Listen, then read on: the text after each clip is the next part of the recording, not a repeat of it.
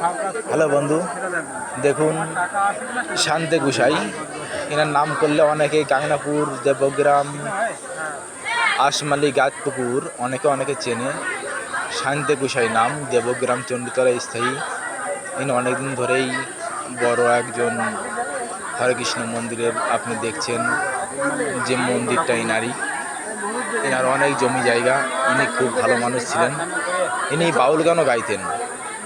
হ্যাঁ বন্ধু, দেখুন সকালবেলা থেকে আগামীকাল গেলকাল মারা গেছে। দেখুন আজকে সকালবেলা থেকে ভোরবেলা থেকে অনেক অনেক অনেক লোক এনার বাড়িতে আগমন করছে। এনাকে আমরা দেখাচ্ছি আপনাদের সামনে ভিডিও করে।